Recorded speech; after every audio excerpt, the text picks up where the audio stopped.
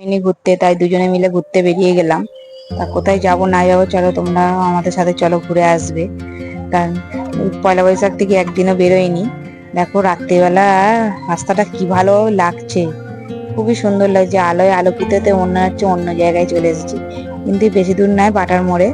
তা পাপড়ি চাট খেতে খুবই ভালোবাসি, কম বেশি সবাই ভালোবাসো। তা পাপড়ি চাটটা এত সুন্দরভাবে সাজিয়ে গুছিয়ে দিচ্ছে, কি বলবো, অনেকটা দেয়, মানে এতটাই দেয় কি বলবো। তাই দেখো দিয়ে দিচ্ছে সব কিছু গুছিয়ে, সুন্দরভাবে সাজিয়ে দিচ্ছে। এই দেখো কি ভালো লাগছে, খাওয়াচ্ছে, সাজানোটাই বেশি ভালো লাগে। এই যে আমার হাতে দিয়ে দিচ্ছে, চিনিয়ে আরো দিচ্ছে, দেওয়ার পর হচ্ছে না নিয়ে নাও। তা পাপড়ি চাট দিয়েছে, কাটি দিয়েছে, কাটিতে দিয়ে খাওয়া যায় না, তাই আমি হাত দিয়েই খেয়ে নিলাম। তা আমরা এতটা খাবো না, আমি আর দাদা দুজনে মিলেই খাবো।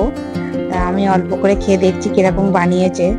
আমি বলছি না, ভালোই বানিয়েছে, তুমিও খাও বলে দুজনে মিলে খেয়ে চলে আসলাম বাড়ির দিকে। আস্তে আস্তে আমি চলো বাড়ি চলে যাবো বলে দুজনে মিলে চলে আসছি। আস্তে আস্তে আর ভালো লাগছে না, এবার ঘরে চলে চলো।